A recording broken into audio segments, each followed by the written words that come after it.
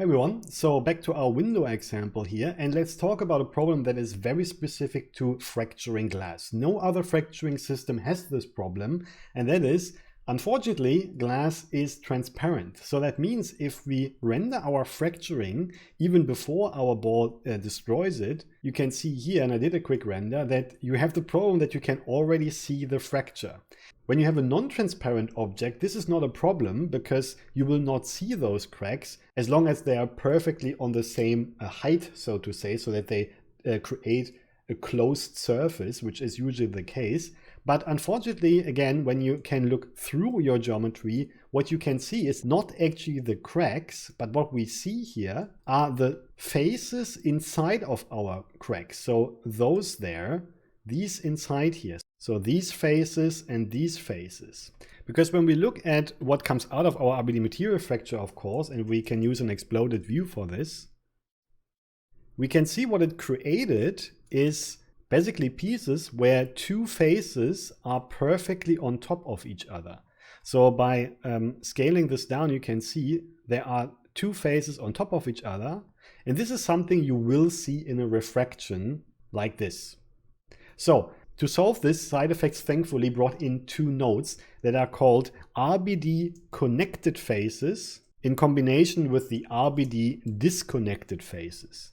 And basically what these nodes do is before the simulation, the RBD connected faces finds those faces that are perfectly on top of each other coming from the fracturing. And then the RBD disconnected faces after the simulation checks if those faces are still on top of each other and simply deletes them. And as soon as our pieces fly away, it does not delete them, basically, so that then everything will be fine. Let's just go through this and then it makes more sense. So let's make sure that our geometry is not packed just for now. We will come back to this, but it will make it easier in the beginning to understand what's going on. So the RBD connected faces is the first one we need. And the good thing is this already has a built-in exploded view. So here at the very top, you can use the exploded scale to basically show what it is analyzing.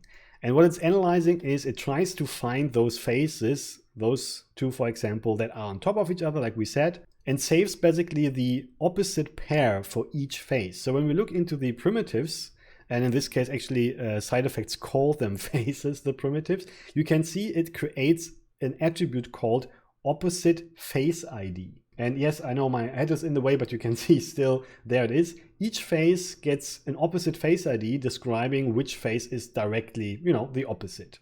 And now after the simulation, our RBD disconnected faces will check this particular face and see if it's still on top of the face. And if it does, by default, it currently only creates an attribute called disconnected. So if we wanted, we could, based on this attribute, there it is, can find faces that are not on top of each other anymore.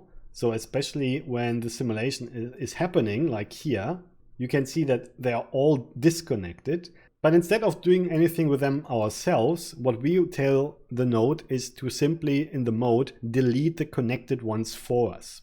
And what then happens, you can see when you look closely, it has deleted those interior faces. So if I turn this back off, by deactivating it, the faces are back. And by turning it back on, they are gone. And this results in, if we would render this now again, as you can see, the fracturing is not visible anymore. Now, unfortunately, it's very common that when you have too much variation in your cracks, then you might still see the cracks, as you can see here, which are not the faces inside, but actually the cracks on the surface. So what we're looking at here are cases like this, where the crack created, faces that overlapping each other.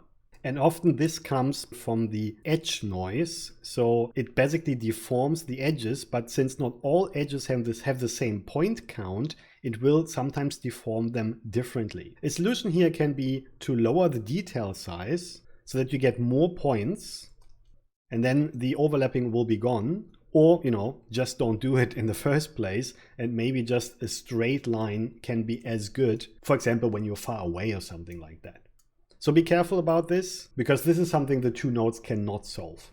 So let's ignore this for now and concentrate on what we're talking about. And as you can see, this works pretty well. And by the way, if we then go further into the simulation, which is broken now, by the way, because we disconnected our setup, but you can see once the pieces are in any way destroyed, you can see that the faces come back. Only if they are below the distance threshold here, they will be deleted, otherwise they will not be deleted and they will be rendered normally. So that's the whole idea. Now the problem is, if I now try to connect my original setup with the packed version of my geometry, the whole thing doesn't work anymore. So if I rewind on the first frame, you can see that the faces are back. And that is because the RBD connected faces, if I put it before I pack it, has the face numbers intact. The RBD disconnected faces only gets the packed version coming out of the RBD bullet solver. So you might think, okay, well, not a big deal. I just unpack the whole thing and then it will find the right faces, but that unfortunately doesn't work, which is a bit annoying. Why is it not working? Well, first of all, yes, we have normal geometry, so that's not the problem, but let's have a look at a certain face here to see the problem. Maybe let's take this one here, there, and let's visualize the face number. And after the simulation, after the unpack, the face number is 3426. Now let's do the same thing before we pack the whole thing up here. And as you can see there, the face number is 1150. So during the packing and unpacking, the face number is actually changing. And this is a common problem when working with connected and disconnected faces. In the past, there were certain workarounds around this, but thankfully Side Effects now implemented a solution for this by adding an additional attribute to the opposite face ID, and that is here the face name attribute. So basically what it's doing is it not only saves the ID of the face, but also the name of the piece. And then the face ID, when you look down here, is actually, when I turn it on and off, you can see the opposite face ID is changing, because now the face ID is not relative to the whole object, but only to that piece. And this ensures that the naming of the faces will be correct again later on. So just remember, activate the face name attribute. You can keep the name as it is, and also activate the same thing in the RBD disconnected faces, which is also below the face attribute, so that both basically use the same attributes. You still have to unpack, so that's very important, but at least you don't have to do anything else than activating the face name attribute. And now you can see it all of a sudden works again, even though we simulated with a packed version of our pieces. And now our simulation also generally works again with the collision object. You can see here everything is fine. And we have our faces once they break, but if they're not broken yet, we can't see them inside. And this will result in a render where you can't see the fracturing before the impact happens, but once the impact is happening, the faces are rendered normally.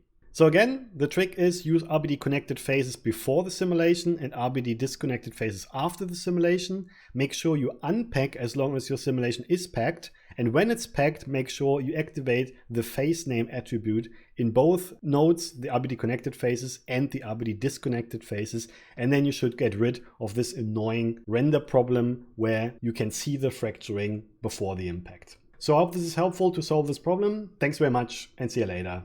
Cheers.